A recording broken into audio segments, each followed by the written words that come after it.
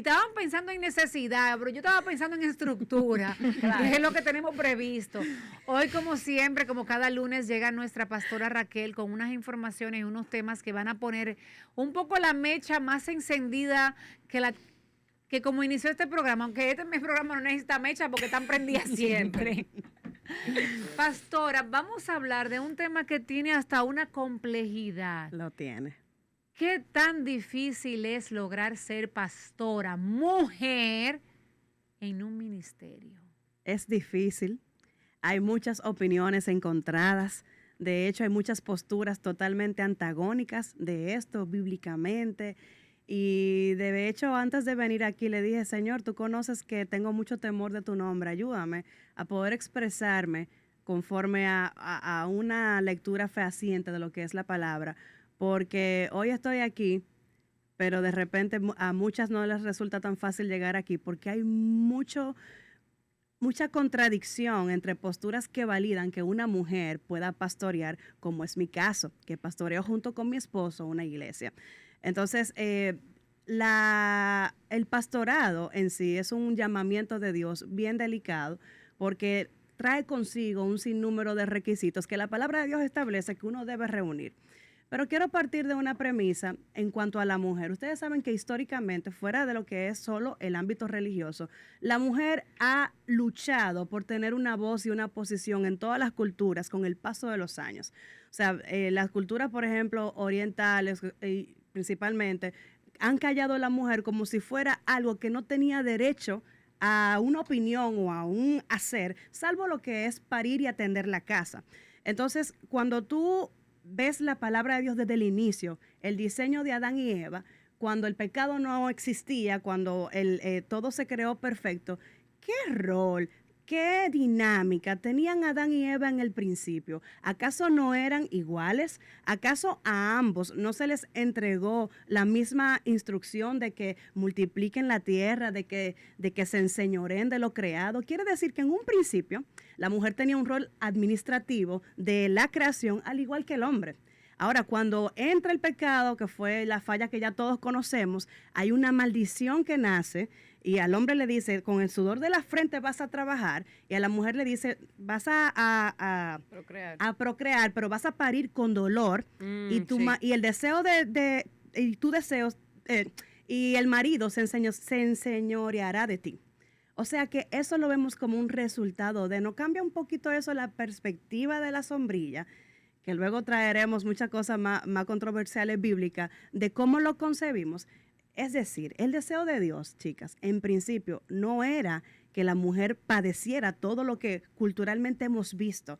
Vivimos en una época donde hemos recobrado la voz, donde la mujer se ha reposicionado, quizás en el diseño correcto que desde el principio Dios quería darnos. Pero hoy ustedes me han traído a tocar un tema bien controversial y espero poder hacerlo bíblicamente con la ayuda también de ustedes. Y neurálgico para usted, pastora, porque lo ha vivido en carne propia, ¿no? Claro que sí. Pero sin embargo, sí y no. Respondiendo yo por la pastora de freca. Sí, pero lo que pasa es... Usted venía como a pastorear también aquí. No, es un rol muy serio, Sí. que lo respeto y lo valoro ¿Se mucho. imaginan a Cris en eso? No. Yo no me lo Sin imagino. embargo, lo admiro mucho y siempre me han generado muchas curiosidades. Por ejemplo, en el caso suyo, pastora, que conocimos también a su esposo Melvin Uceta, que es el pastor de nuestra iglesia Cristo 911, lo hacen ambos. Hay otros casos, eso también es criticado, no que no lo es, Ajá. y de ahí usted nos explicará. Sin embargo, hay dos versiones, la que es la mujer que acompaña al esposo a pastorear, y se llama pastora también, y he visto pastoras solas, que incluso no están casadas o son divorciadas y después se quedan pastoreando una iglesia, o sea, solas, no el matrimonio. Cuénteme ahí, ¿qué es lo prudente, qué es lo que sigue, qué es lo que va, cómo llega una mujer a eso? ¿Solo puede llegar a través del matrimonio? Muchas preguntas, pastora. Es importante que desmembremos lo que es la sombrilla pastor. En primer lugar, en la palabra de Dios tú no vas a encontrar ese término pastor de forma literal como se ejerce en los tiempos de El hoy. pastor de la iglesia, de la Biblia, es el de ovejas. Exactamente. Ok. Sin embargo, te vas a encontrar con dos términos que acuñe el apóstol Pablo, que son el término de obispo y el término de diácono, que sí ya algo un poquito más sonoro para nosotras. Ajá. Por ejemplo, el obispo es el símil de lo que es el pastor el día de hoy, de la persona que supervisa la iglesia, de quien tiene que velar porque la formación y la enseñanza sea con criterio, sea con respaldo correcto de las escrituras, una buena interpretación, y administra todo. Ahora, el diácono es la persona que es como un ayudante de pastor, vamos a decirle así, alguien que está presto a la predicación de la palabra cuando se necesita, o a dirigir, o ministerios de servicio dentro de la iglesia, o cualquier otra cosa que se le encomiende en ese fin, que tiene que tener también ambos reputaciones probadas. Ahora bien, en un momento vemos en libros como Timoteo y libros como Tito que se despliega un sinnúmero de requisitos que debe reunir a alguien para poder ejercer el pastorado. No importa si es hombre, no importa si es mujer, el requisito es para todos. Y me gustaría, si ustedes me lo permiten, citarlos. Totalmente. Porque a partir de ahí tú puedes mirar para allá y decir, ese no va, esa no va. Espérese, anotando, para yo ir depurando, claro. Si te vamos a depurar, ok. En 1 de Timoteo, capítulo 3, contexto primero, como siempre hago, Pablo le manda esta carta a un discípulo llamado Timoteo. Timoteo vivía en una ciudad llamada Éfeso, y en Éfeso había un culto pagano, una famosa diosa llamada Artemisa. Por favor, no le pongan a su hija Artemisa. No Señores, se lo pongan. pero ese anota, nombre- producción. Ay, no. Espérate, perdón. Señor, el poder de los nombres que le ponemos a nuestros hijos. Anote eso, que ese sí es bueno. Sí, no le pongan Artemisa. Artemisa era una diosa pagana de ese entonces, e inclusive a ella se le construyó un templo totalmente emblemático, una cosa extraordinaria. Pero un ícono. Y como tal, Dios había un, vamos a decir, un apego de mucha defensa a lo que era esa diosa y una propaganda distorsionada de doctrina. Entonces, ¿dónde vivía Timoteo? En Éfeso. Éfeso. ¿Dónde le tocaba pastorear? En En Éfeso. Éfeso. Por ende, había un contexto jodón, perdón con la palabra, en cuanto a la mujer. Entonces, ahí él despliega los siguientes requisitos y Pablo le dice a Timoteo lo siguiente. Pero es necesario, en Timoteo 3, versículo 12 en adelante, 1 Timoteo 3, que es necesario que el obispo sea irreprensible, marido de una sola mujer. Cuando se dice marido de una sola mujer, se refiere a la fidelidad conyugal y el compromiso exclusivo como única. No está hablando de que tiene que ser varón, o sea, marido de una sola mujer, sino que puede ser, se refiere a la lealtad del vínculo de exclusividad en una pareja, no a género. A eso es lo que voy, no a género. Entonces, luego dice, debe ser sobrio, prudente, decoroso, hospedador, apto para enseñar, no dado al vino, no pendenciero, no codicioso de ganancias deshonestas, sino amable, apacible, no avaro. Verso 4 dice, Pero pastora, pero hay nadie.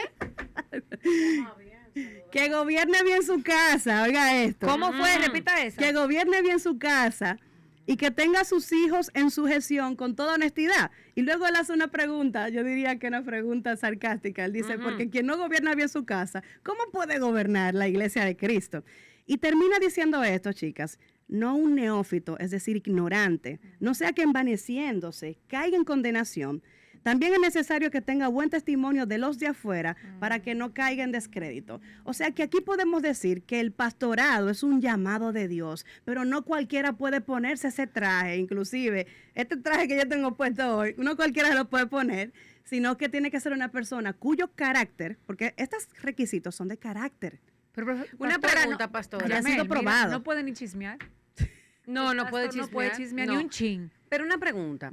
Por ejemplo, en el caso suyo, porque obviamente estamos tocando este tema porque la tenemos a usted aquí, que Sí. es pastora. Yo la verdad no conozco, no puedo decir que conozco muchas iglesias, pero las pocas que conozco, incluyendo a la que voy, solamente pastores son hombres. Y las esposas de los pastores sí tienen un rol importante en la iglesia y suelen ser quienes guían a otras mujeres.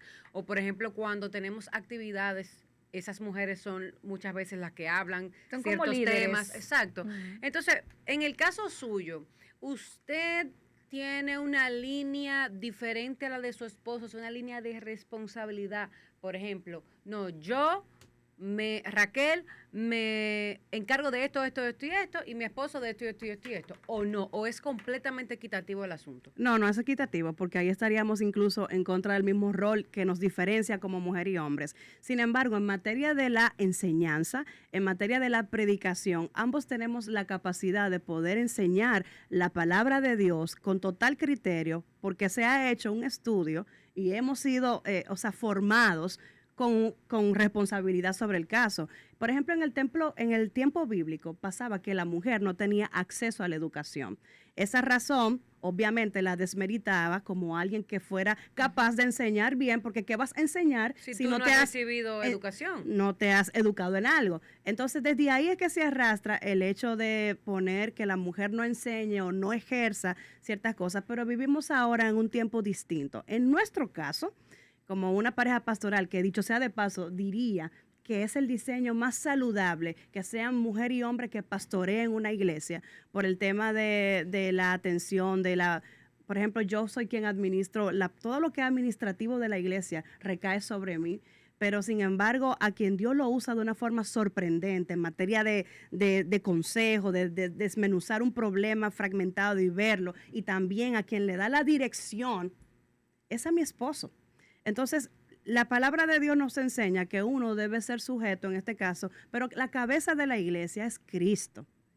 Nosotros somos el cuerpo, inclusive a la iglesia la llaman como la novia. Sí. Se utiliza hasta un término femenino para denominar a la iglesia donde pertenecemos todos. Entonces, la iglesia saludable sí tiene sus roles, pero ambos tienen, en caso nuestro como pareja, tenemos la facultad de poder enseñar porque ya hemos sido enseñados. Y yo diría que eso es lo que te avala a ti, el tu poder ministrar la palabra de Dios con total entereza. Por ejemplo, pastora, me gustaría saber, ya en su rol personal, ¿usted ha recibido como la duda por el tema de género, porque es mujer, usted es pastora, mujer? Qué bueno que lo citas, sí. Le agrego, pastora, si en su propia iglesia alguien quiere pedir un consejo y le dice, ay, no, usted no, su esposo. Ha pasado. Ha pasado, no tanto hacia adentro, aunque sí lo he vivido con personas que van nuevas. Sí. Y con toda humildad, yo feliz, porque tú sabes dónde está el key, que tú sepas quién tú eres. Y cuando tú sabes quién tú eres, a ti las palabras no te van ni te vienen, sino que tú sabes dónde está cimentada tu identidad. Sin embargo, fuera de la iglesia he tenido situaciones así, inclusive, si conocen mis redes, van a ver, hasta en post nuestros aquí, donde hay gente que dice, no, ya no tiene calidad para hablar, como pastora, si la mujer no puede ser pastora, o sea, que sí. Y tú preguntarás, ¿esto tiene algún asidero bíblico? Puede tomarse como contexto uno que otro momento donde Pablo le dijo a Timoteo una palabra por cosas que se vivían. Por ejemplo, en 1 Timoteo capítulo 2 vemos un texto, controversial. Lo voy a leer porque es necesario, que dice, la mujer aprende en silencio, con toda sujeción, porque no permito a la mujer enseñar ni ejercer dominio sobre el hombre, sino estar en silencio. Cuando uno lee eso, uno quiere entrar a la galleta, Pablo. Claro. Esa es la verdad. Entre otras cosas. Entre otras cosas. Tú no lo concibes. En primera instancia, tú lo repeles. Pero cuando entiendes lo que dije hace un momento, que ahí quien era más conocida era la diosa Artemisa, que era Éfeso, que era un lugar. El referente negativo que había. O sea, hay que entender el negativo. Y que la mujer no podía, no tenía acceso a la educación, por ende no podía enseñar. Es menester entender que Pablo manda a que la mujer aprende en silencio, porque ¿cómo vas a hablar de lo que no sabes? Entonces, no podemos tomar textos como estos, locales, por condiciones que se viven en ese lugar, como universales, aplicados en todos los tiempos, mucho menos en el tiempo que hablamos ahora. Por eso es, pastora, y lo digo abiertamente, porque tenemos un público de mujeres que nos sigue, que la percepción que tenemos ya concebida de crecimiento, de nacimiento, de formación familiar, del contexto en el que vivimos, nos desarrollamos y nos criamos, a veces, y nuestro entorno, definen mucho nuestras posiciones ante ciertas cosas. Claro. Si tú nunca has visto a una mujer digna, valorada, siendo pastora, lo primero que cuando tú te enteres que hay una mujer pastora, tu primera percepción es de rechazo a esa persona.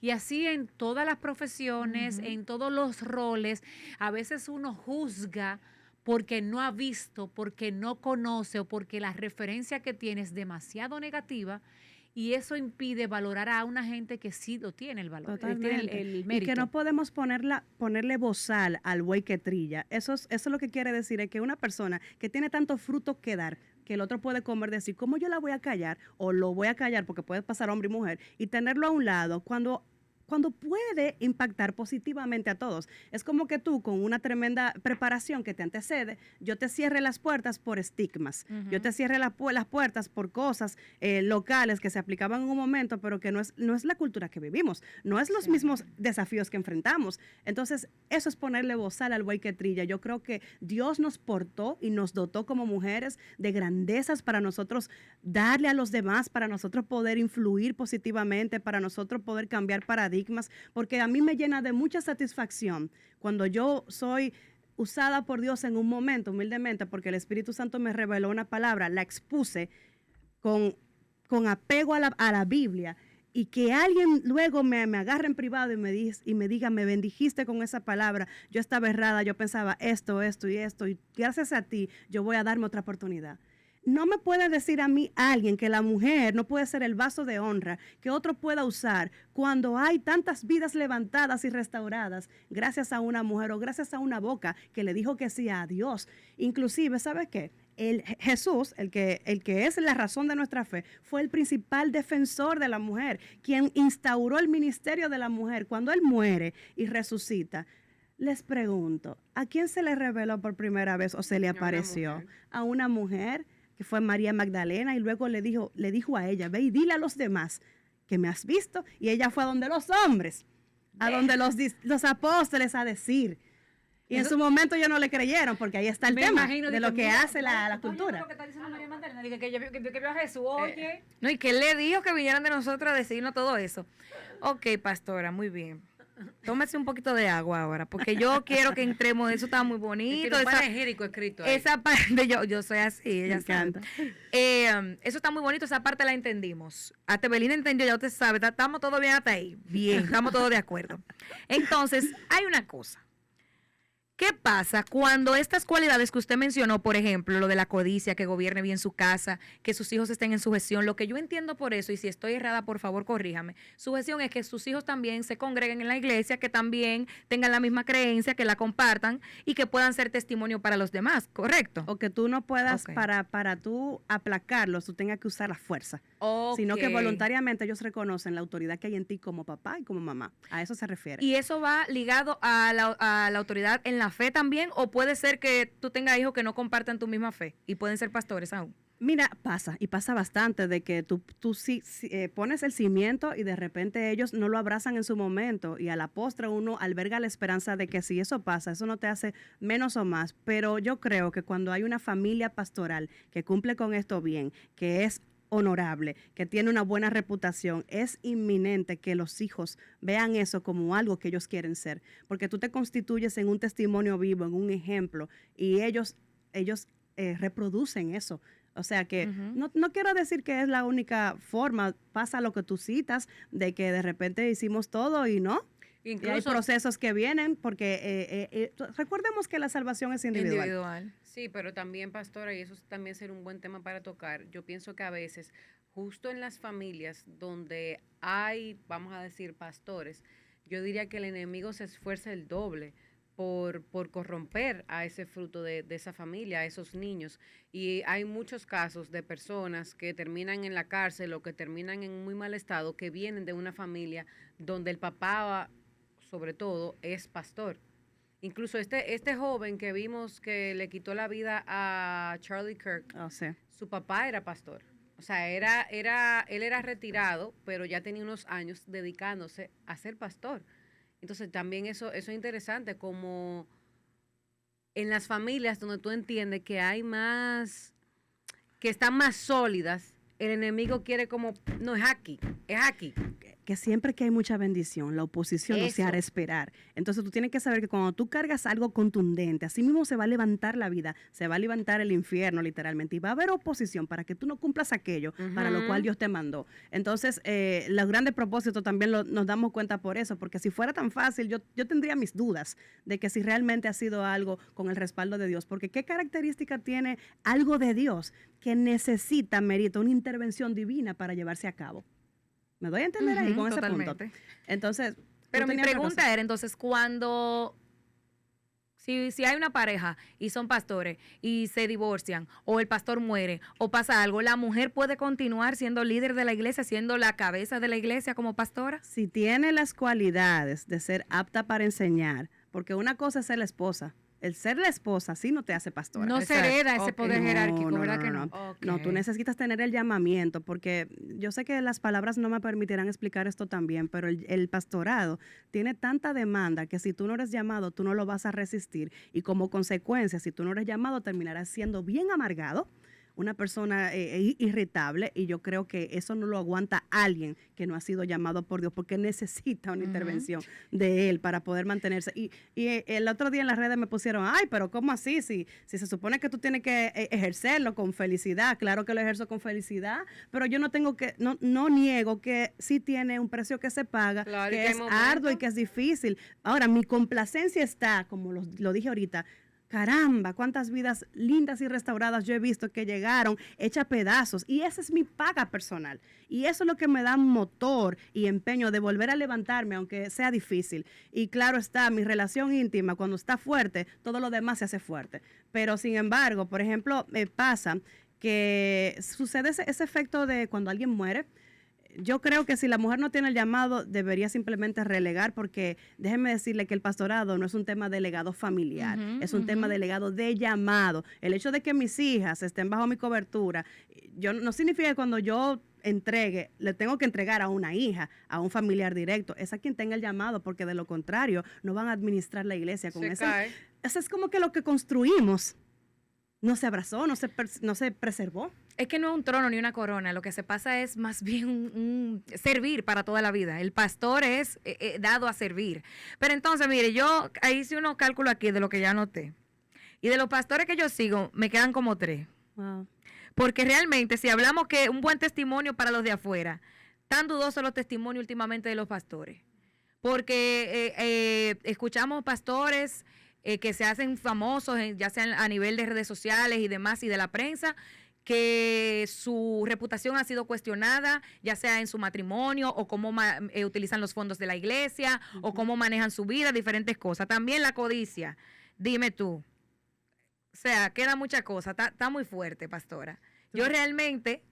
Y mira que el último verso dijo que tenga buen testimonio para los de afuera, para que no caiga en descrédito. O sea, que no se encuentre en ti algo que pueda ser cuestionado y que te puedan hacer tú sabes, un lío hacia afuera. O sea, que por eso es que digo que eso es muy difícil. Ya lamentablemente tenemos que ir cerrando, porque nos pudiéramos pasar aquí toda la hora completa, pero es muy difícil por eso mismo, porque le exige tanto de un pastor o de una pastora mantenerse con esa reputación y que nadie te pueda señalar ni siquiera, que es muy demandante, porque claro, señores, sabemos que ya vivir en el día a día de por sí es difícil. Imagínense con ese requerimiento. Totalmente. Pastora, todas quedaron aquí así, mire.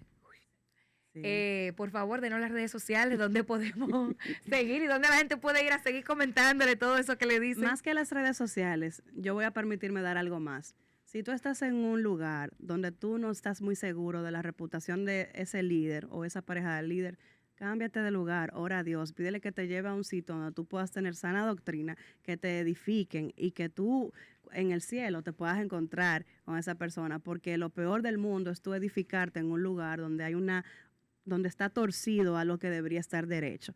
Entonces, para mí el pastorado es algo serio.